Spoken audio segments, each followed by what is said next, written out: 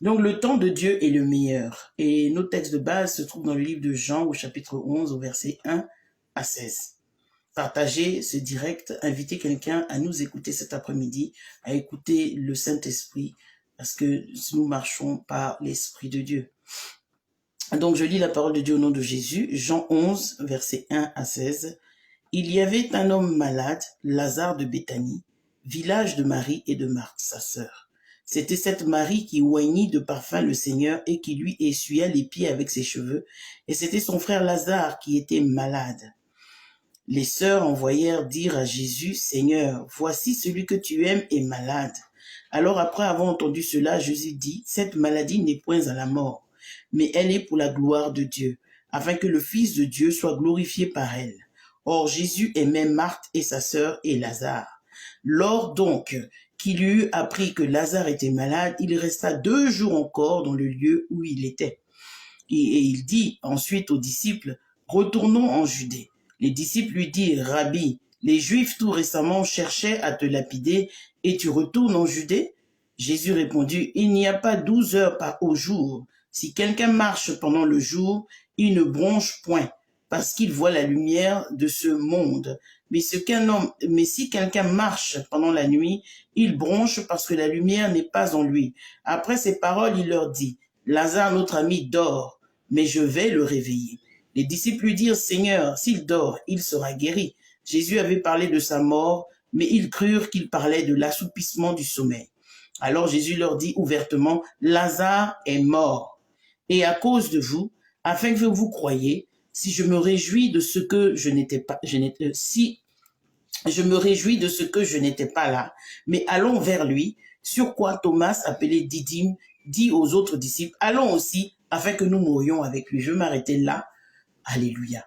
Je m'arrête là parce que nous connaissons tous la fin de l'histoire de Lazare. Mais ce qui nous intéresse ici, c'est le temps de Dieu qui est le meilleur. Alléluia. Donc c'est à ça que nous allons regarder cet après-midi. Nous allons regarder à comment Jésus a géré cette situation-là. Comment Jésus a démontré que le temps de Dieu en toutes choses, même face à la mort, le temps de Dieu est le meilleur. Alléluia. Donc, je vais juste donner la définition du temps parce que nous savons tous ce qui est Dieu est meilleur. Nous savons que c'est ce qui est le meilleur. Il n'y a pas une autre définition pour ce mot-là. Donc, le temps, c'est la durée dans laquelle se succèdent les événements, les jours, les nuits, et c'est aussi un moment propice, une occasion. Donc voici Jésus face à un moment propice, face à une occasion de manifester la puissance de Dieu, de démontrer la gloire de Dieu. Donc regardons le contexte de ce texte. Ici, il s'agit de la résurrection de Lazare, comme nous le savons. Et Jean, ici c'est l'apôtre Jean qui est en train de parler, il décrit ainsi, en quelques mots très simples, le lieu de l'événement dont il va faire le récit si plein de vérité et d'intimité et de grandeur. Ce récit est rempli d'intimité, de grandeur, et ce récit enfouit l'amour de Dieu manifesté en Jésus-Christ. Il nomme d'abord le malade, qui sera l'objet du plus éclatant miracle du Sauveur.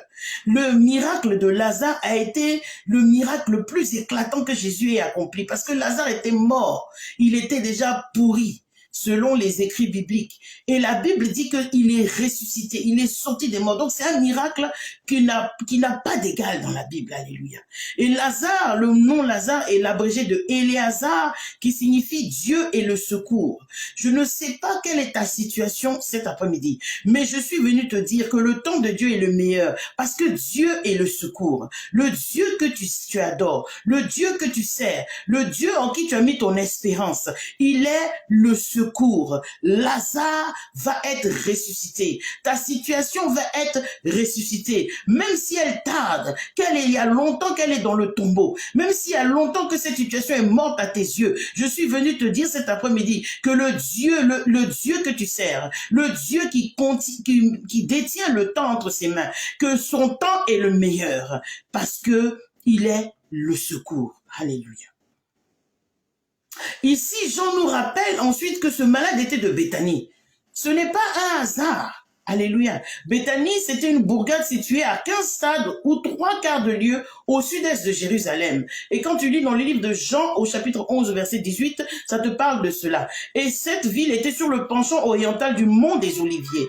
Alléluia. Donc Marc 11, verset 11, Luc 19, verset 29. Aujourd'hui, dans le temps que nous vivons, on trouve à la place occupée jadis par Béthanie un pauvre village habité par des Arabes et des chrétiens. Et ce village est appelé El Azirieh, ce qui veut dire de El Azir, Lazare. Ça veut dire que le village de Lazare. Alléluia. Donc c'est un village qui est bien connu comme demeure de Marie et de Marthe selon les écrits bibliques. Les deux sœurs, Marie et Marthe, Marthe et Marie, comment vous voulez le mettre, peu importe, étaient connues en particulier pour le gracieux récit de Luc 10 au verset 38 à 42. Nous n'allons pas lire, mais c'est ainsi que l'évangile de Jean et les synoptiques. Les synoptiques, ce sont les évangiles pour indiquer qu'ils constituent ensemble et décrivent les mêmes événements. Donc les synoptiques, les évangiles qui décrivent les mêmes événements, se complètent et se supposent mutuellement. Alléluia. Alors, de ce que Marie, c'est étonnant, souvent Marie est souvent nommée la première. Vous voyez, la Bible dit ici au verset 2 que c'était cette Marie qui oignait de parfum le Seigneur et qui lui essuya ses pieds avec ses cheveux, et c'était son frère Lazare qui était malade. Si vous vous souvenez du récit du livre de Marc, que Marie était arrivée avec un vase d'albâtre, avec un parfum de fort prix, et elle avait déversé ce parfum-là sur Jésus, et les disciples se plaignaient parce qu'ils se disaient que le parfum avait de la valeur et qu'elle avait gaspillé le parfum. C'est d'elle qu'il s'agit. Vous comprenez? C'est d'elle qu'il s'agit. Donc, elles étaient connues en particulier pour ce récit-là. Alléluia. Amen. Donc, Marie était nommée toujours la première. Pourquoi? Parce que il y avait un événement qui avait touché le Seigneur dans l'acte qu'elle avait posé en brisant le vase d'albâtre et en versant le parfum de bonne odeur, ce parfum de grand prix au pied de Jésus. Alléluia. Ou sur la tête de Jésus. Amen. Amen. Mais ça ne veut pas dire que Marie était l'aînée. Parce que quand tu lis la Bible, tu te rends compte que dans les passages, dans les versets 5, 19 et 20, amen, et surtout dans le livre de Luc, qui parle de Marthe avait à la maison le rôle de la sœur aînée, et donc qui témoigne du fait qu'elle était l'aînée. Alléluia. Mais Marie, elle vénérait le Seigneur. Marie, elle aimait le Seigneur. Il y avait que Jésus pour elle. Marie était une adoratrice du Seigneur. Voilà pourquoi on parlait beaucoup de Marie, plus que de Marthe. Parce que Marthe se souciait des choses charnelles ou que Marie se souciait des choses spirituelles. Vous voyez, Dieu aime les gens qui se soucient du spirituel. Dieu n'est pas après les gens qui sont dans la chair. Dieu est après les gens qui se soucient du spirituel. Alléluia. Amen. Donc, je continue. Nous allons regarder à ce que dit Jean 11, versets 1 à 16. Alléluia. Et quand Dieu planifie quelque chose, bien aimé, je voudrais nous dire cet après-midi, quand Dieu planifie quelque chose, il a un but à accomplir. Vous comprenez? Il a un but à accomplir. Et voici Marie et Marthe qui se trouvent face à la mort de leur frère Lazare. Et la Bible dit quelque chose de merveilleux. Quand elles vont vers le Seigneur Jésus, elles ne demandent rien. Elles ne se bornent pas à faire connaître à Jésus la maladie de leur frère, parce que ce n'est pas important. La maladie dont Lazare souffrait n'était pas importante. Alléluia. Ce n'était pas important parce qu'il était déjà mort. Souvent, nous, quand nous allons vers les gens qui ont perdu un frère ou une sœur, pardon, et nous allons, mais il est mort de quoi? Est-ce que c'est important? Ce n'est pas important. Nous nous attardons sur les choses futiles, inutiles. Alléluia. La raison pour laquelle la personne est décédée n'est pas vraiment importante. Le fait, c'est que la personne est décédée. Et c'est de ça qu'il s'agit aujourd'hui. Alléluia. Donc, elles vont vers le Seigneur avec un sentiment vraiment triste, mais en même temps, elles essaient de toucher le Seigneur par ses sentiments, disant, celui que tu aimes. Lazare, celui que tu aimes. Vous comprenez, bien aimé, que c'était une erreur de leur part. Parce que le Seigneur, il est amour, le Seigneur n'est pas sentimental. Le Seigneur n'est pas dans les sentiments, le Seigneur est l'amour. Et l'amour manifesté de Dieu était en Jésus-Christ. Et cet amour était face aux sœurs. Vous comprenez? L'amour de Dieu manifesté en Jésus-Christ se trouvait face aux sœurs. Et l'amour de Dieu pour l'humanité se manifeste principalement dans l'œuvre qu'il a réalisée alors que Jésus était incarné en tant qu'homme, chair dans la chair. Alléluia. En sauvant lui-même les hommes. Et en parlant et en vivant face à eux, sans distance ni simulacre, sans manipulation. Et en étant tout à fait réel, je te parle de Jésus. Jésus était l'amour de Dieu manifesté. Donc, elles essayaient de le toucher par les sentiments, mais il était déjà l'amour de Dieu manifesté pour l'humanité, pour les sœurs, pour Marc, pour Lazare. Il était déjà là, manifesté. Mais si c'était nous, qu'allions-nous dire lorsque Jésus tardait à venir? Qu'allons-nous dire si nous étions à la place des sœurs? J'essaie même pas d'imaginer. La Bible dit au verset 4 que Jésus dit, cette maladie n'est point à la mort, mais elle est pour la gloire de Dieu, afin que le Fils de Dieu soit glorifié par elle. Alléluia. Point à la mort, j'imagine moi-même en train de dire, mais attends Jésus, tu es sérieux là? Point à la mort? Tu t'es trompé ou quoi? Tu as fait un problème de jugement, Jésus. Qu'est-ce qui ne va pas? Qu'est-ce qui n'a pas marché? J'imagine nos réactions face à cette déclaration.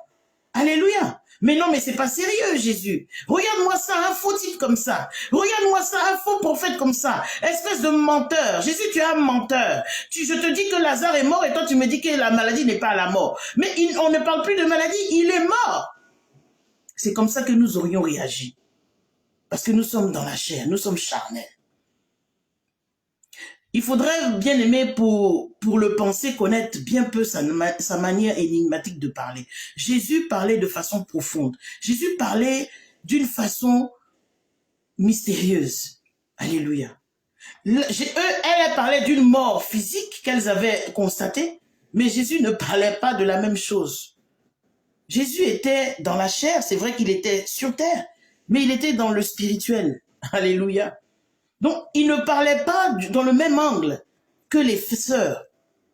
Alléluia. Jésus, dès ce moment précis, savait ce qui allait se passer à Béthanie. Il savait. Il n'y a rien qui lui échappait. Parce que nous pouvons penser en tant qu'être humain que quelque chose avait échappé à Jésus. Non, rien ne lui avait échappé.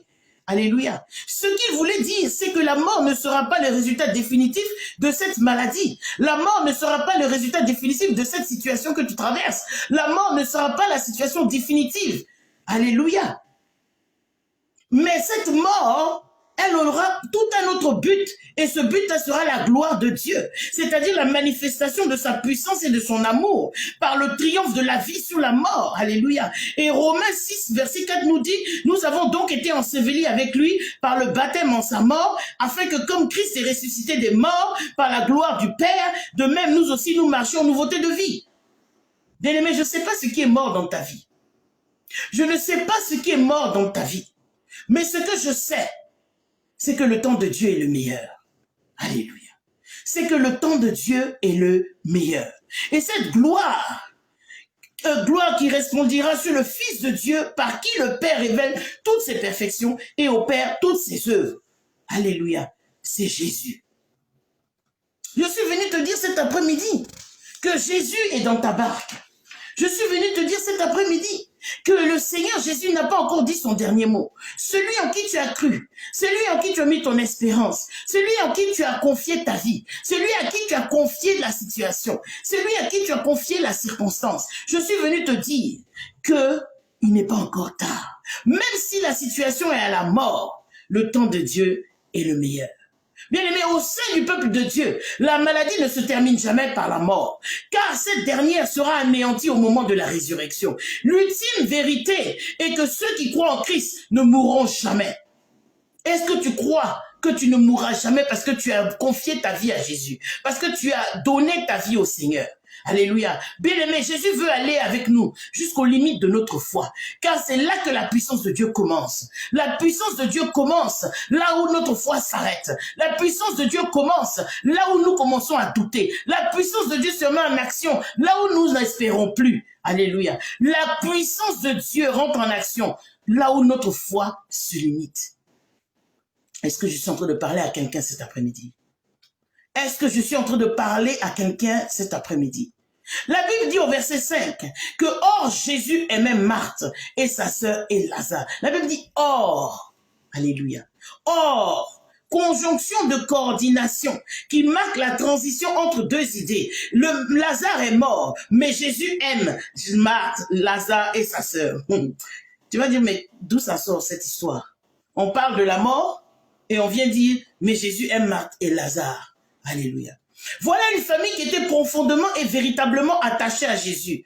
qui jouissaient d'une communion intime avec lui. Ils avaient une intimité avec Jésus et ils faisaient l'objet de son amour. Cela ne les empêchait pas de passer par la souffrance, la maladie et la mort. Si tu crois que ta relation avec le Seigneur est intime et que ta relation avec le Seigneur est unique et tu penses qu'à cause de cela, tu ne vas pas traverser des moments difficiles, je suis venu te dire que c'est parce que tu as une relation intime avec Dieu que tu vas passer par la souffrance, que tu vas passer par la maladie et que tu peux même passer par la mort. Est-ce que je suis en train de parler à quelqu'un? Est-ce que je suis en train de parler à quelqu'un? Bien-aimé, Jésus voulait tester l'amour que Marie et Marthe avaient pour lui. Alléluia. Il voulait tester leur amour. Et Romains 5, verset 5 dit quoi? Or, l'espérance ne trompe point, parce que l'amour de Dieu est répandu dans nos cœurs par le Saint-Esprit qui nous a été donné. Alléluia. Ces problèmes peuvent souvent, même encore aujourd'hui, arriver aux enfants de Dieu, fidèles et choisis par lui. Ce n'est pas parce que nous sommes des enfants de Dieu, que nous avons été choisis, que nous sommes fidèles, que nous n'allons pas souffrir, que nous n'allons pas voir la maladie, que nous n'allons pas voir la mort. C'est faux. Au contraire. Ces expériences-là nous permettent de démontrer à Dieu l'amour que nous avons pour lui. Ces expériences-là nous permettent de démontrer à Dieu notre attachement à lui. Comment est-ce que tu démontres à Dieu que tu es attaché à lui? Comment est-ce que tu démontres à Dieu que tu as confiance en lui? Comment est-ce que tu démontres à Dieu que tu as foi en lui si tu ne traverses pas ces expériences qui te rendent fort, qui te rapprochent davantage du Seigneur? Comment? Comment, bien-aimé? Comment? En tant qu'enfants de Dieu, nous devons accepter ces situations. En tant qu'enfants de Dieu, nous devons accepter ces souffrances. En tant qu'enfants de Dieu, nous devons accepter la maladie parfois, même la mort. Les assemblées que nous fréquentons, les assemblées modernes, comptent en leur sein des femmes, comme des maris, qui sont profondément attachés au Seigneur et qui l'aiment de tout leur cœur. Des femmes comme Marthe, qui sont fidèles dans leurs bonnes actions, et des hommes comme Lazare, qui souffrent et qui meurent. De telles familles peuvent s'écrier, jusqu'à quand, Éternel, m'oublieras-tu sans cesse? Si cela est ton cri cet après-midi, je suis venu te dire que le temps de Dieu est le meilleur. Cet après-midi, bien-aimé, Jésus dit que son retard n'est pas dû à un manque d'amour pour toi. Son retard n'est pas de la pitié ou de la compassion. Il désire que tout soit fait pour la gloire de Dieu et que de son royaume, ainsi que pour le bien ultime et éternel de ceux qui souffrent. Le Seigneur n'est jamais en retard. Bien-aimé, le Seigneur n'est jamais en retard. Le Seigneur est toujours à point. Peut-être à tes yeux, il est en retard. Mais cet après-midi, je suis venu te dire que le Seigneur n'est pas en retard. Il te dit qu'il n'est pas en retard. Il te dit qu'il ne sait pas parce qu'il manque d'amour pour toi. Ce n'est pas parce qu'il n'a pas de compassion pour toi. Il veut juste que son nom soit glorifié dans ta vie. Et que ceux qui sont autour de toi et toi-même reconnaissent sa gloire. Alléluia. Reconnaissent sa main puissante. Alléluia. Reconnaissent qu'il est Dieu. Alléluia. Surtout dans les temps que nous traversons, les temps que nous vivons, bien-aimés. Il est l'heure que le monde sache que Dieu est avec nous. Il est l'heure pour les enfants de Dieu, que la manifestation, la puissance de Dieu se manifeste. La Bible dit que le monde entier entend de voir la révélation des fils de Dieu. Bien aimé, c'est dans les difficultés que nous voyons la puissance de Dieu. C'est dans les difficultés que nous voyons la gloire de Dieu. Ne perds pas courage, ne perds pas ta foi. Alléluia.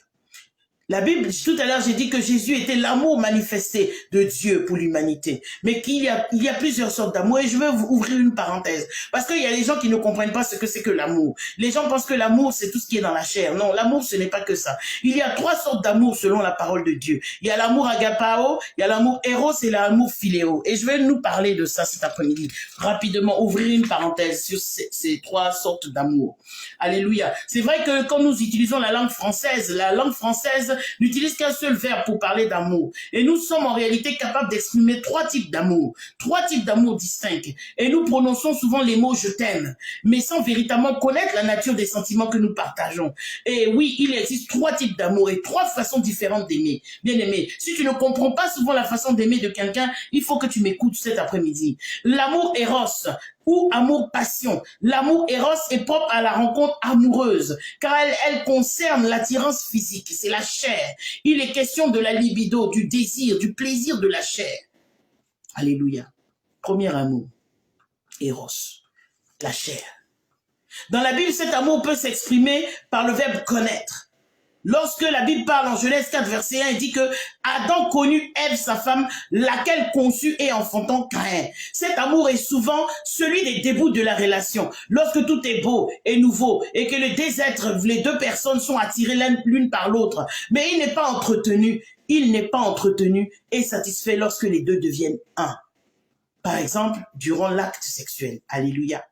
Donc, on se met à ressentir des petits papillons dans le ventre, on a des petits bourdonnements, on est un peu excité. Lorsqu'on est en présence de l'autre, on aime passer du temps avec elle ou avec lui, et nos yeux ne voient que la beauté de la personne. À ce niveau-là, tu ne vois même pas les défauts de la personne. Alléluia, tout est beau, tout est gentil, tout le monde est beau, tout le monde est gentil. Alléluia. Et nous sommes insensibles à son toucher, tous les tralala que nous pouvons imaginer. Notre chair et nos sens s'y plaisent. Parfois même avant de connaître en profondeur la personne. Vous savez que c'est la chair qui réagit.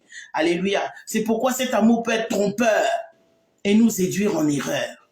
Alléluia. Lorsque nous commençons à tisser une relation, nous sommes souvent pris par cet amour, mais il ne faut pas s'arrêter là. Il ne faut pas s'arrêter à l'amour éros. Bien que l'éros ne soit pas mauvais, alléluia, il est loin d'être suffisant. L'amour charnel n'est pas suffisant. Alléluia. Et vous l'aurez compris, bien aimé, que l'amour éros est d'une certaine façon ce qui frappe à l'œil, qui émoustille notre chair, sans autant être un gage de durabilité d'une relation. Une relation ne peut pas être bâtie sur l'amour éros, hélas, parce que c'est la chair. La chair et ses désirs sont contraires à Dieu. Alléluia. Ensuite vient l'amour philéo. C'est une parenthèse que j'ouvre pour que quelqu'un comprenne quelque chose.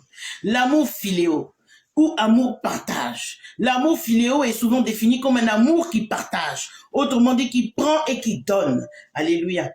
Si tu n'exprimes pas cet amour dans la relation, il y a danger. Alléluia. C'est le souci de l'autre, l'amitié, la fraternité, la solidarité. C'est un amour que l'on peut qualifier d'amour humain ou encore amour naturel. La philia implique un immense respect et un véritable devoir.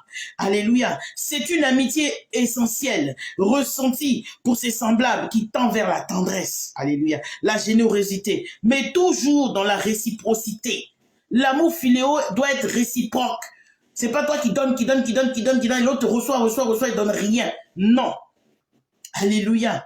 Le philéo est le type d'amour qui était entretenu par les deux célèbres amis David et Jonathan. C'était l'amour philéo. Jonathan appréciait David. David aimait Jonathan. C'était cet amour-là. C'est de cet amour qu'il s'agissait. Alléluia. Mais aussi d'autres amitiés bibliques tout aussi belles. Alléluia. Et ce type d'amour est certes plus profond et semble moins superficiel que l'amour éros. Mais il n'est pas non plus suffisant. Cet amour n'est pas suffisant. Alléluia. Et finalement, l'amour agapao. L'amour agapé. Alléluia. Ou l'amour désintéressé. Enfin, l'amour agapao est celui que nous entretenons avec Dieu. Nous entretenons cet amour avec Dieu. Cet amour qui n'est pas intéressé. Cet amour qui n'est pas après quelque chose. Alléluia. Cet amour que nous entretenons avec Dieu, à savoir un amour inconditionnel, un amour désintéressé, un amour qui donne tout. Bien aimé, est-ce que cet après-midi, l'amour agapé que tu as pour le Seigneur se manifeste réellement au travers de ta vie? Est-ce que tu aimes réellement Dieu? Inconditionnellement, d'une façon désintéressée, même s'il te fait rien, même il fait rien pour toi, même s'il ne te donne rien, est-ce que tu l'aimes? C'est de ça qu'il s'agit. Ce dernier amour est parfaitement illustré en 1 Corinthiens 13, verset 4 à 8. Il dit, l'amour est patient, il est plein de bonté, il n'est pas envieux, il ne cherche pas à se faire valoir, il ne s'enfle pas d'orgueil, il ne fait rien d'inconvenant, il ne cherche pas son propre intérêt, il ne s'aigrit pas contre les autres, il ne trame pas le mal, l'injustice l'attriste, la vérité le réjouit. En toute occasion, il pardonne, il fait confiance, il espère, il persévère. L'amour n'aura pas de fin. C'est un amour si profond et si puissant qu'il ne tarit jamais. C'est de cet amour que Dieu nous aime. Et c'est aussi la façon dont nous devrions l'aimer. Pour ce qu'il est et non pour ce qu'il nous donne. Bien-aimé, est-ce que tu aimes Dieu? Est-ce que tu aimes Dieu sans intérêt, inconditionnellement? Est-ce que tu aimes Dieu? Alléluia. En effet, Jésus s'est donné pour nous à la croix, sans rien attendre de notre part. L'amour de Dieu manifesté en Jésus-Christ. Et ces sœurs-là sont venues vers le Seigneur Jésus en essayant de toucher sur ses sentiments. Bien aimé, il était déjà l'amour de Dieu manifesté pour elle. Quel sentiment encore elle cherchait à toucher? Jésus n'était pas charnel. Jésus était spirituel. Jésus était Dieu fait chair. Alléluia. Cet amour désintéressé. Car il ne dépend pas des circonstances. Il n'attend rien en retour. L'amour de Dieu n'attend rien en retour. Tel est le type d'amour que nous devions développer envers notre prochain. Quand tu dis que tu aimes quelqu'un, tu dois rien attendre en retour. Mais nous avons souvent cette sale manie d'aimer les gens parce qu'on peut obtenir quelque chose d'eux, d'aimer les gens parce qu'on peut leur soutirer quelque chose, d'être avec les gens parce qu'on peut les manipuler pour pouvoir tirer quelque chose d'eux. Cet amour n'est pas l'amour agapé que Dieu nous demande de manifester, bien-aimé. Je suis venu parler à quelqu'un cet après-midi. Arrête ton amour intéressé. Arrête de manifester l'amour seulement quand tu peux obtenir quelque chose de la personne. Alléluia, parce que tu n'aimes pas comme Dieu aime. Parce que Dieu a tant aimé le monde qu'il a donné son Fils unique afin que quiconque croit en lui ne périsse pas mais qu'il ait la vie éternelle, sans attendre quelque chose en retour. Dieu n'a pas entendu que tu sois parfait pour que Jésus meure à la croix. Dieu n'a pas attendu que tu changes de comportement pour que Jésus meure à la croix. Donc arrête d'attendre que l'homme change pour que tu puisses l'aimer. Aime comme Dieu aime. Alléluia. Est-ce que je parle à quelqu'un cet après-midi? Est-ce que je parle à quelqu'un cet après-midi? Alléluia.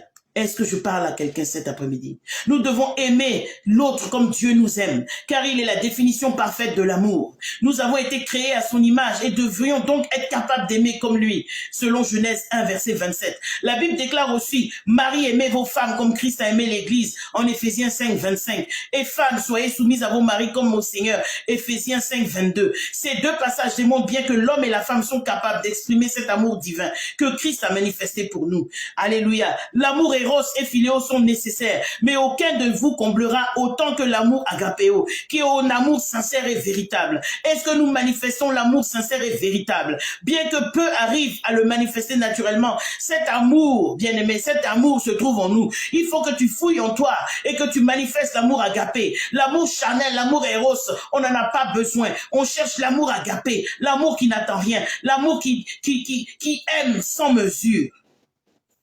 Alléluia. Nous devons simplement apprendre à manifester cet amour pour aimer comme Dieu. L'amour Eros est plaisant mais insuffisant. L'amour Philéo est utile mais très limité. L'amour agapé est enfin le seul qui puisse nous satisfaire pleinement. Alléluia. Ça, c'était l'ouverture sur l'amour. Que nous comprenions ce que Dieu dit quand Dieu dit qu'il a tant aimé le monde. C'est pas nos amours de 2 minutes là, aujourd'hui on t'aime, demain on t'aime pas. C'est pas de ça qu'il s'agit. C'est un amour profond. Alléluia. Qui ne s'exprime pas dans la chair, alléluia, mais qui s'exprime dans d'autres choses, alléluia. Je reviens dans mon texte.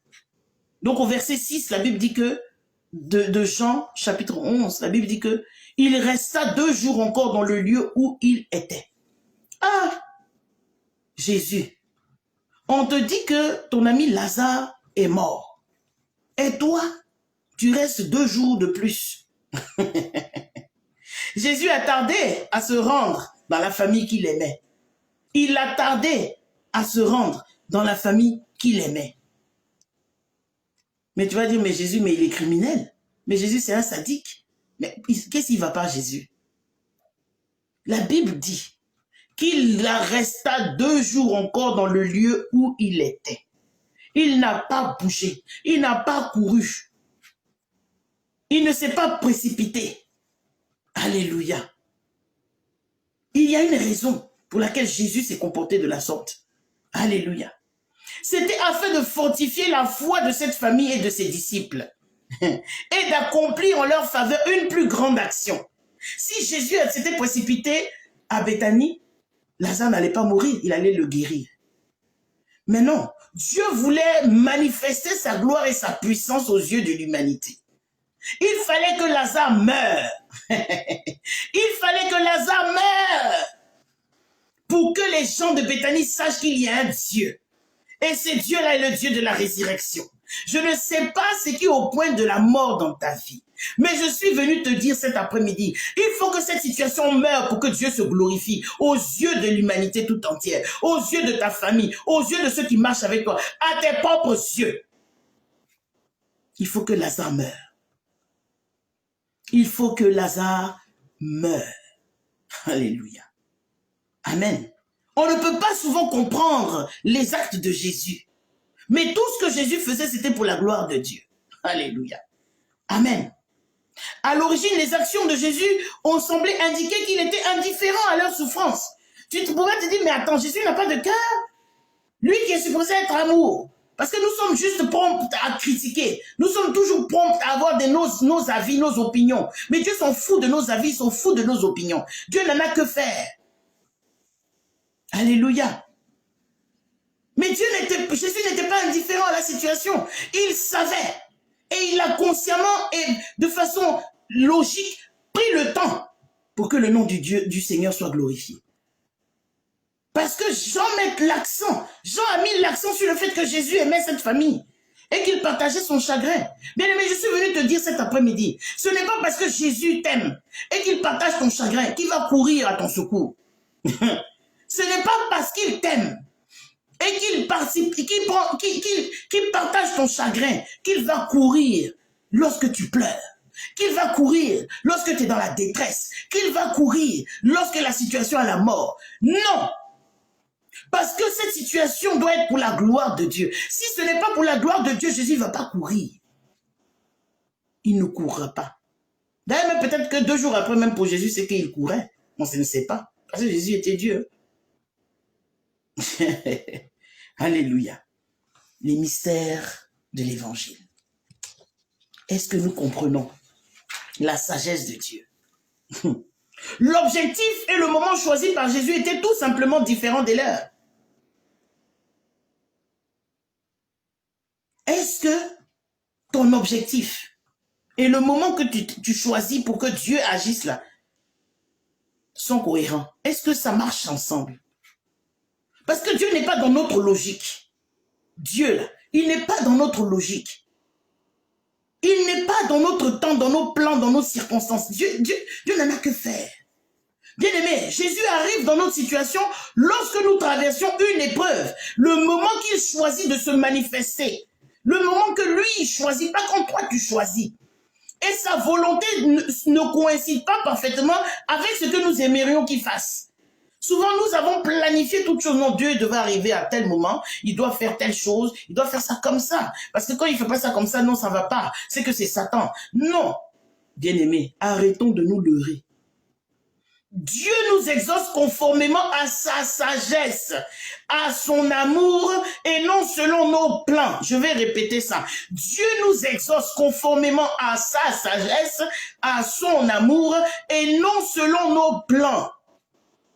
Si tu veux que Dieu agisse selon tes plans, tu te fous le doigt dans l'œil, bien-aimé, parce que ça ne va pas arriver.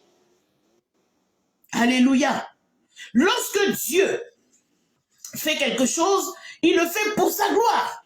Donc Jésus voulait avoir une expérience personnelle avec les sœurs. Jésus cherchait quelque chose. Il cherchait une expérience personnelle avec les sœurs, tout comme pour les sœurs, Dieu veut avoir une expérience personnelle avec toi et moi. Donc si la situation tarde, c'est parce que tu n'as pas encore pris la disposition ou tu t'es pas mis encore dans la position que Dieu attend de toi. Dieu veut une relation avec toi. Il veut une expérience personnelle avec toi. Donc quelle est la situation que tu traverses? Et quel est ton comportement vis-à-vis de cette situation? Ou bien tu as déjà tes plans? Alléluia. Lorsque Dieu permet une situation, il veut nous emmener à un autre niveau avec lui. Il veut nous emmener à un autre niveau de notre foi. Il veut tout comme pour les sœurs faire de nous des témoins de ce qu'il est. Il veut que nous découvrions sa gloire. Est-ce que la situation que tu traverses va permettre à Dieu de se glorifier? Ou bien ça remplit tes plans parfaits? Pour que tu viennes te taper sur la poitrine quand tu vas témoigner pour dire que je. Non. Quand nous cherchons à ce que Dieu se glorifie, nous lui donnons la gloire en toutes choses. C'est il. Le Seigneur de gloire a fait pour moi. Alléluia. Au verset 7 et 8, la Bible dit, et il dit ensuite aux disciples, retournons en Judée. Les disciples lui disent, Rabbi, les Juifs tout récemment cherchaient à te lapider et tu retournes en Judée. Ah, Jésus, tu étais en Judée, nous étions en Judée. Et les gens ont voulu te tuer là-bas. Toi, tu veux retourner en Judée? Alléluia. Jésus, il savait très bien ce qui s'était passé à Béthanie quand il était là-bas. C'est pas un enfant, il savait très bien. Il est l'ancien des jours. Il savait très bien ce qui s'était passé à Béthanie. Et le moment de Dieu était donc venu. Mais en parlant de retourner, du grec aller de nouveau en Judée, et de s'exposer ainsi au plus imminent danger, Il provoqua dans le cœur de ses disciples des objections et des craintes qu'il s'efforça de dissiper. Et souvent, c'est ça notre truc. Quand Dieu nous dit de faire quelque chose, on te dit, mais attends, Seigneur, tu sais de quoi tu parles? Alléluia. Ça me rappelle une certaine personne à qui Dieu a dit d'aller prier pour Paul, à l'époque Saul de Tarse, d'aller dans la rue appelée la droite, alléluia, et d'aller là-bas pour prier pour Saul de Tarse, et il dit à Dieu, mais est-ce que tu sais où tu m'envoies là? Le gars là, il persécute l'église. Au cas où tu ne savais pas, je vais te rappeler Dieu. Il persécute l'église, il tue les chrétiens. Et toi, Dieu, tu veux moi m'envoyer pour aller là-bas, pour prier pour lui, et pour lui dire ce pour lequel tu l'as appelé. Mais Seigneur, est-ce que ça va pour toi? Quelle audace! Et son ministère s'est arrêté là au passage. Son ministère s'est arrêté là. Après la mission, là, on ne parlait plus de lui dans la Bible. Si tu trouves un endroit où on parle encore de ce bonhomme-là dans la Bible, faut m'appeler pour me le dire. Son ministère s'est arrêté là. Comment est-ce qu'un être humain, un être créé, la créature peut poser des questions au Créateur? Comment est-ce que la créature peut objecter la décision du Créateur? Comment est-ce que la créature peut vouloir contrôler le Créateur? Comment est-ce que la créature peut pouvoir donner des ordres au Créateur? Bien-aimé, le temps de Dieu est le meilleur. Arrêtons de questionner Dieu. Arrêtons d'imposer notre pensée à Dieu. Arrêtons d'imposer nos plans à Dieu. Voici les disciples. Jésus dit, on va aller en Judée. Ils disent, Seigneur, tu veux qu'on retourne là-bas? Est-ce que Jésus ne savait pas que c'est là-bas qu'on a failli le lapider? Est-ce qu'il n'était pas au courant? Alléluia. Est-ce qu'il n'était pas au courant? Il était très au courant. Jésus n'ignorait pas ce qui s'était passé à Béthanie. Alléluia. Arrêtons. Alléluia. La Bible dit, en Jean 10, verset 31, alors les Juifs prirent de nouveau des pierres pour le lapider. C'est de Jésus qu'il s'agit. Les disciples étaient encore remplis de crainte. Eux, ils étaient remplis de crainte, non seulement pour eux-mêmes, parce que c'est eux qui marchent avec Jésus, ils se sont dit, mais Joe, le gars là, est-ce qu'il est sérieux? On va encore aller là-bas, ils vont nous lapider, parce qu'ils étaient avec lui. Alléluia. Alléluia. Ils étaient remplis de crainte pour eux. Mais pour le maître qui l'aimait, ils auraient donc voulu le retenir dans la Pérée. Au-delà du Jourdain, ils étaient en sûreté. Pour eux, ils étaient en sûreté, mais bien aimés. Jésus pouvait invoquer une myriade d'anges pour venir les délivrer. Alléluia. Les disciples n'avaient pas encore compris avec qui ils marchaient. Bien aimé, est-ce que tu sais avec qui tu marches? Est-ce que tu sais qui est pour toi? Il dit, celui qui est en toi est plus grand que celui qui est dans le monde. Est-ce que tu sais qui te défend? Est-ce que tu sais qui marche avec toi? Le temps de Dieu est le meilleur. Ne doute pas de ce Dieu-là, parce que ce qu'il a dit pour toi, il va l'accomplir. Il n'est pas un menteur. Il n'est pas le fils de l'homme pour changer sa parole. Ce qu'il a dit, il va le faire. Mais donne-lui le temps de le faire. Ne doute pas. Jésus même a dit, est-ce que je vais pouvoir trouver la foi sur la terre? Bien-aimé, attache-toi à Dieu. Attache-toi à sa parole. Aie foi en lui. Alléluia. Mais regardez la réponse de Jésus à leur inquiétude. Versets 9 à 10, il dit, Jésus répondit, n'y a-t-il pas 12 heures au jour? Si quelqu'un marche pendant le jour, il ne bronche point, parce qu'il voit la lumière de ce monde. Mais si quelqu'un marche pendant la nuit, il bronche, parce que la lumière n'est pas en lui. Là, me dire, mais qu'est-ce qu'il raconte? Cette parole destinée à rassurer les disciples renferme une image dont il est une double application. Alléluia. D'abord, les 12 heures du jour représentent le temps assigné à notre vie, pendant lequel nous devons accomplir la tâche qui nous est donnée, car la nuit vient en laquelle nul ne peut travailler. Jean 9, verset 4 dit quoi? Il faut que je fasse, tandis qu'il est jour, les œuvres de celui qui m'a envoyé. La nuit vient où personne ne peut travailler. Alléluia. Celui qui marche ainsi le jour ne court aucun danger de se heurter parce qu'il voit ce qu'il fait. Aucun danger de broncher parce qu'il est éclairé par la lumière de ce monde, c'est-à-dire la lumière du soleil qui mesure les 12 heures. Mais au-delà de ce temps déterminé, il n'y a plus de ténèbres et de danger. En d'autres termes, le temps que Dieu a assigné à mon activité n'est pas encore passé. Tant qu'il dure, nul ne peut me nuire. Mais quand il sera écoulé, il tomberait encore les mains de mes ennemis. Alléluia. Jésus savait ce qu'il faisait. Il savait que son temps n'était pas encore arrivé. Pourquoi est-ce que tu crains quand Dieu te dit de faire quelque chose? Parce que le temps de Dieu est le meilleur. Quand Dieu te dit fais quelque chose, c'est qu'il a mesuré il a étudié toutes les circonstances. Et la chose est entre ses mains. Obéis simplement. Bien-aimé, Jésus emploie l'image au sens moral d'obéissance à la vocation reçue, d'accomplissement de la volonté de Dieu. Celui qui pratique cette obéissance, qui agit selon la volonté de Dieu, qui marche à la lumière de son esprit est en sûreté. Bien-aimé, tu es en sûreté, même au milieu de danger. Mais hors de là, il n'y a pour l'homme d'occasion de chute. Au sein des ténèbres, parce qu'aucune lumière ne l'éclaire intérieurement, ni ne luit sur sa route. La lumière n'est point en lui, ni autour de lui. Bien-aimé, attache-toi à la parole de Dieu. Crois en Dieu. Alléluia. Au verset 11 et 15, la Bible dit, après ces paroles, il leur dit, Lazare, notre ami, dort, mais je vais le réveiller. Les disciples lui dirent, Seigneur, s'il dort, il sera guéri. Jésus avait parlé de sa mort, mais ils crurent qu'il parlait de l'assouplissement du sommeil. Alors Jésus leur dit ouvertement, Lazare est mort, et à cause de vous, afin que vous croyiez, je me réjouis de ce que je n'étais pas là, mais allons vers lui. Alléluia. Les disciples, ils étaient têtus, hein. C'était un problème. Ils ne comprenaient pas le Seigneur. Ils n'étaient pas sur la même longueur d'onde que le Seigneur. Pendant qu'ils étaient avec lui constamment, il leur enseignait les choses. Il leur parlait des choses du royaume. Mais quand Jésus parlait, ils ne comprenaient rien à rien. Alléluia. Souvent, tu marches avec des gens comme ça. Tu parles, ils ne comprennent pas ce que tu veux dire. Tu dis, ils ne comprennent pas. Vous n'êtes pas sur la même longueur d'onde. Il ne faut pas forcer les choses, il faut prier pour la personne, afin que la personne puisse comprendre à quel niveau tu te trouves. Nous ne sommes pas tous au même niveau spirituel, alléluia. Donc, nous ne pouvons pas comprendre tous les choses de la même façon. Alléluia. Donc, nous devons être patients envers ces personnes-là. Alléluia. Lazare est mort. Disciple, il y a longtemps je parle, vous ne comprenez pas, il est mort. Il est mort, Lazare. Voilà. Alléluia. D'abord, le Seigneur Jésus utilise un terme grec. Il dit, Lazare s'est endormi, il dort. Alléluia. C'est une image que Jésus voulait créer dans leur esprit. Alléluia.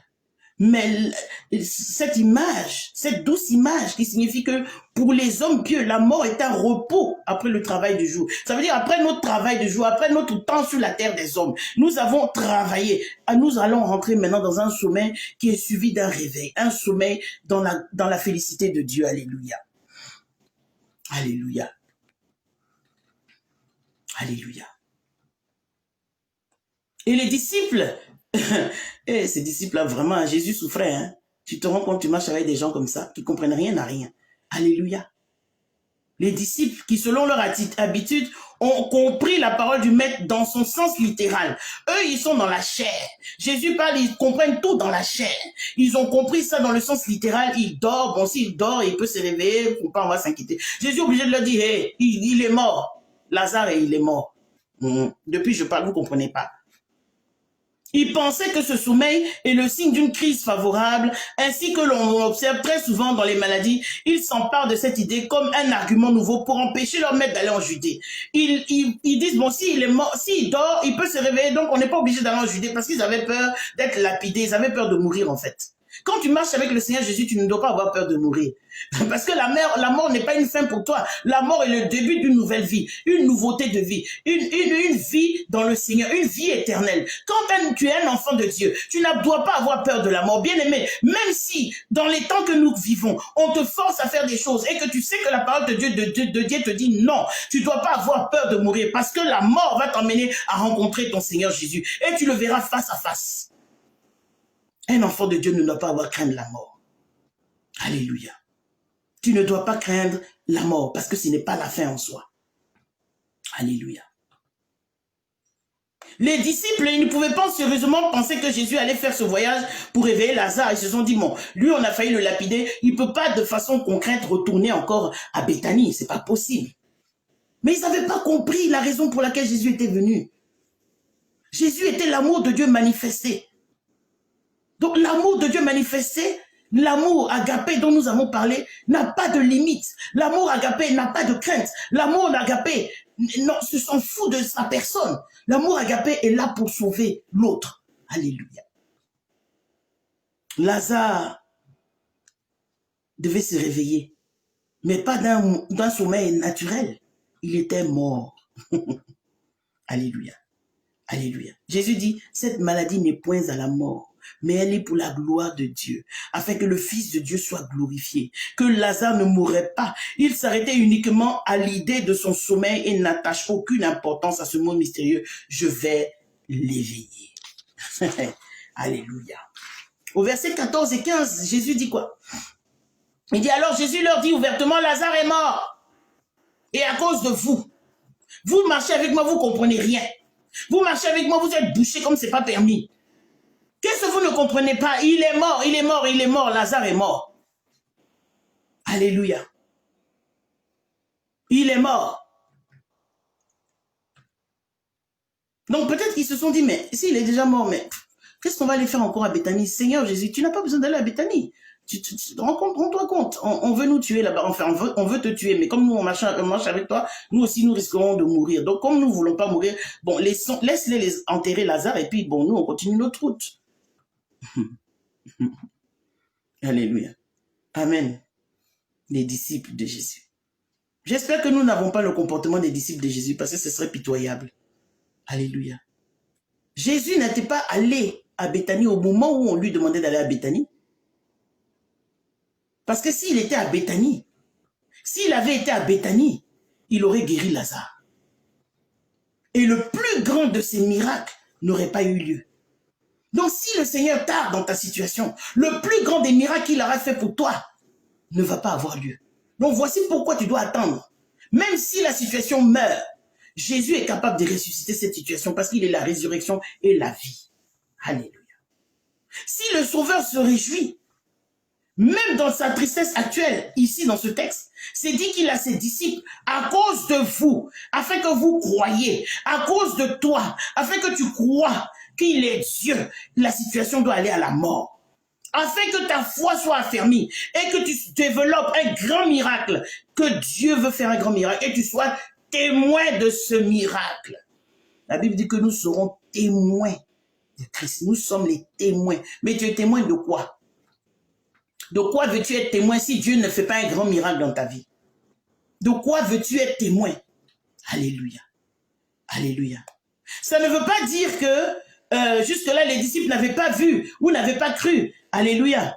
Mais cela indique un nouveau degré de foi. Bien aimé, je ne sais pas quel nouveau degré de foi Dieu veut que tu aies. Parce que c'est pour ça que cette situation perdure. C'est pour ça que cette situation est difficile. Mais je vais te dire que le temps de Dieu est le meilleur. Le Seigneur n'est jamais en retard. Le Seigneur n'est jamais en retard. Il est toujours à point pour résoudre nos situations. Il est toujours à point pour changer les circonstances de nos vies. Il est toujours à point. Bien aimé, cet après-midi, je suis venu te dire que Dieu n'est pas en retard. Le temps de Dieu est le meilleur. À chaque développement de notre foi, à chaque développement nouveau de la foi, où nous ne parvenons que à des rudes combats, il nous semble que jusque-là, nous n'avions point encore cru. Bien aimé, si tu penses que tu n'as pas encore cru, je suis venu te dire que Dieu veut aller à un autre niveau de ta foi. Alléluia. Mais je vais nous parler de quelqu'un, et ce personnage me fait tellement rire dans la Bible. Alléluia. Je vais nous parler de Thomas. Il fallait bien que Thomas apparaisse quelque part. Alléluia. Parce que parmi nous, il y a des Thomas. Il y a des gens qui ont besoin de voir pour croire. Mais ce n'est pas la foi. Il y a toujours des gens qui sont un peu étranges. Ils ont des comportements bizarres.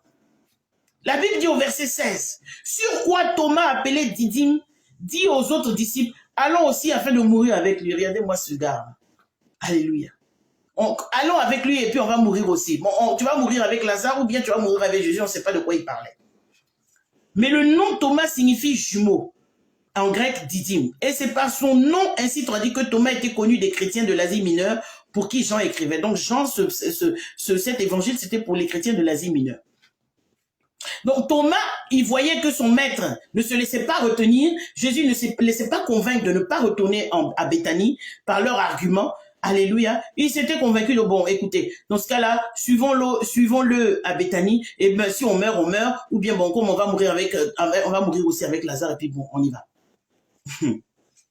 Mais Thomas était tellement imprudent. Ces paroles signifiaient ici une grande imprudence et une grande incrédulité. Quelles sont tes paroles face à la situation? Quelles sont tes paroles face au fait que le Seigneur n'a pas encore agi? Est-ce que tes paroles montrent une grande imprudence et une grande incrédulité? Ah là, Alléluia. Allons aussi, afin que nous puissions mourir avec lui, afin que le Christ, voyant que notre Seigneur ne sera pas persuadé d'aller en Judée, où sa vie sera apparemment en danger, car ils le mettront à mort, allons aussi mourir avec lui. Mais il est plus probable que Thomas voulait dire avec Lazare, peut-être, j'espère qu'il voulait dire ça. Alléluia. Amen. Amen. Bien-aimés, nous ne devons pas être si affectés par la mort de nos amis, au point de nous souhaiter ou de nous désirer hors du monde.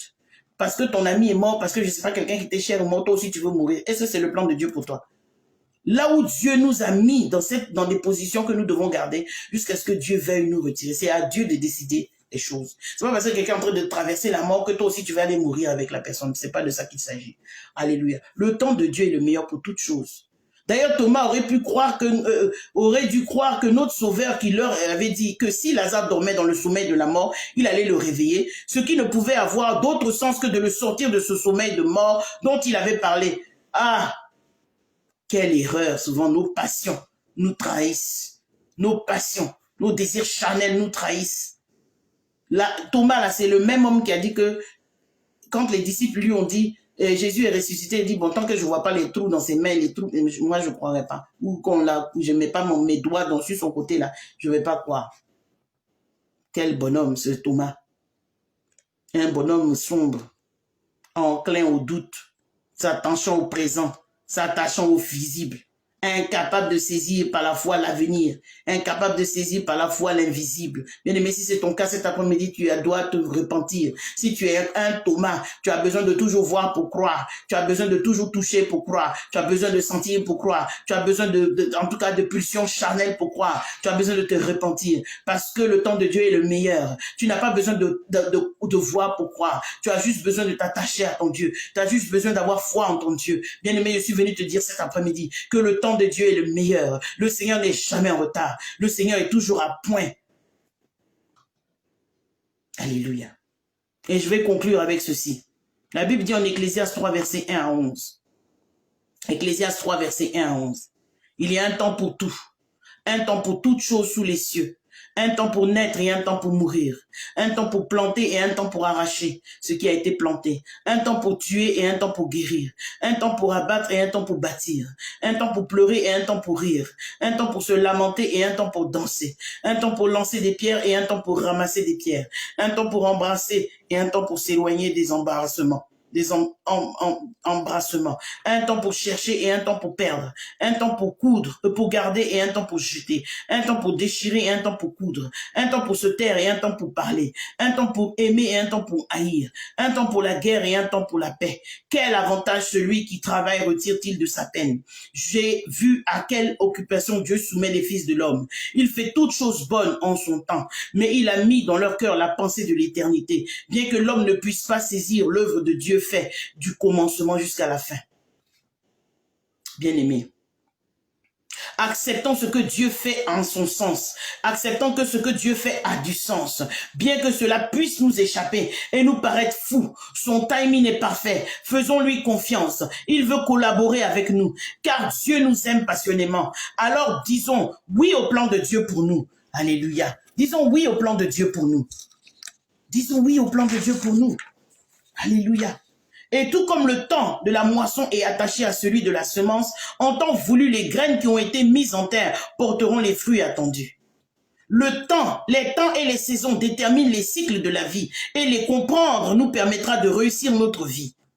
La saison peut se définir comme une période et le temps, un moment ponctuel de cette période. Les saisons influencent et déterminent nos actions, mais nous ne pouvons pas changer une saison par nos actions. Prenons l'exemple de l'hiver qui nous oblige à nous habiller chaudement. Mais porter un manteau en été ne ramènera sûrement pas l'hiver. Alléluia. Donc selon l'Ecclésiaste, le temps est dans la chose et non en Dieu. Je répète, selon l'Ecclésiaste, le temps est dans la chose et non en Dieu. Pour une femme enceinte, le temps est en fonction du processus de la grossesse. Elle n'a pas besoin de prier pour enfanter. Lorsque la grossesse arrive à son terme, avec ou sans prière, elle mettra au monde son enfant. Tout comme le temps de la moisson est attaché à celui de la semence, en temps voulu, les graines qui ont été mises en terre porteront les fruits attendus. Laissons les choses aller à leur terme, car la beauté de toute chose réside dans sa maturité. Les chrétiens que nous sommes, nous trompons très souvent en prétendant attendre le temps de Dieu, alors que Dieu attend les actions concrètes que nous devons poser dans les situations qui se présentent à nous. Je vais répéter ça. Alléluia. Amen. J'ai dit, les chrétiens que nous sommes, nous trompons très souvent en prétendant attendre le temps de Dieu, alors que Dieu attend les actions concrètes que nous poserons dans les situations qui se présentent à nous. Donc nous sommes là, non, Dieu va faire. Non, Dieu va rien faire tant que tu ne te bouges pas les fesses. Tu dois te lever et agir pour que Dieu puisse agir. Tu dois te lever pour faire ce que Dieu te demande de faire, pour que Dieu puisse agir. Le chrétien est paresseux, Dieu va faire. Dieu ne fera rien tant que tu ne te lèves pas. Dieu ne fera rien tant que tu ne prends pas de la maturité. Dieu ne fera rien tant que tu n'as pas foi en lui. Dieu ne fera rien. Parce que la foi est suivie d'une action. La foi est suivie d'un mouvement. La foi est suivie de quelque chose. Et ce quelque chose-là, tu dois le faire. Alléluia. Frères et sœurs, comprenez que Dieu contrôle les saisons et nous contrôlons le temps. Je répète, Dieu contrôle les saisons et nous contrôlons le temps. La saison est ouverte. Le Seigneur attend l'action que tu poseras, conformément à sa parole, pour déclencher le processus de ton miracle. Qu'est-ce que tu fais pour que ton miracle s'accomplisse? Qu'est-ce que tu es en train de faire pour déclencher la main de Dieu, pour activer la main de Dieu? Le temps de Dieu, c'est maintenant. Agis selon sa parole et tu verras sa gloire. C'était de ça qu'il s'agissait dans ce texte. Alléluia. Et effectivement, quand nous lisons jusqu'à la fin du chapitre, nous voyons que la gloire de Dieu s'est manifestée. Lazare est sorti du tombeau. Alléluia. Bien-aimé, le temps de Dieu est le meilleur. Le temps de Dieu est le meilleur. Qu'est-ce que Dieu t'a demandé de faire? Et que tu es là, que tu dors sur tes lauriers, tu attends donc que ça se passe. Non, Dieu va faire. Dieu ne fera rien tant que tu ne fais rien. Dieu ne fera rien tant que tu ne poses pas une action. Dieu ne fera rien tant que tu ne feras pas le pas de foi. Dieu ne fera rien. Il t'a donné le pouvoir. Il n'a pas dit, je vais manifester le pouvoir. Il dit, il t'a déjà donné le pouvoir, ça est entre tes mains. Alléluia. Je vais m'arrêter là pour aujourd'hui. Mais je voudrais donner l'opportunité à quelqu'un qui est sous le son de ma voix, qui n'a peut-être jamais accepté le Seigneur Jésus. Je vais donner l'opportunité à cette personne d'accepter le Seigneur Jésus. Alléluia. Parce que sans avoir accepté le Seigneur Jésus, tu ne peux pas exercer le pouvoir qu'il a donné à l'humanité. Alléluia. Tu vas prier avec moi. Père, il est écrit dans ta parole que si je confesse de ma bouche que Jésus est Seigneur et que je crois dans mon cœur que tu l'as ressuscité d'entre les morts, je serai sauvé. Aussi, Père, je confesse que Jésus est mon Seigneur et je le fais maintenant Seigneur de ma vie. Je crois dans mon cœur que tu as ressuscité Jésus d'entre les morts. Je renonce en ma vie passée avec Satan et ferme les portes à toutes ses manipulations. Je te remercie de m'avoir pardonné mes péchés. Jésus est mon Seigneur et je suis une nouvelle créature. Les choses anciennes sont passées. Maintenant, toutes choses sont devenues nouvelles au nom de Jésus. Amen. Bien-aimé, si tu as fait cette prière avec moi, tu es désormais enfant de Dieu. Et toutes choses sont passées et toutes choses sont devenues nouvelles. Alléluia. Et l'autorité que le Seigneur Jésus nous a donnée t'appartient désormais. Alors, tu deviens enfant de Dieu. Tu es devenu enfant de Dieu. Et tu es enrôlé dans l'armée du Dieu céleste, dans l'armée du Dieu des armées, le Dieu tout-puissant. Alléluia. Que Dieu nous bénisse abondamment. Partagez ce message afin que quelqu'un soit béni et que quelqu'un sache que le temps de Dieu est le meilleur. Dieu vous bénisse.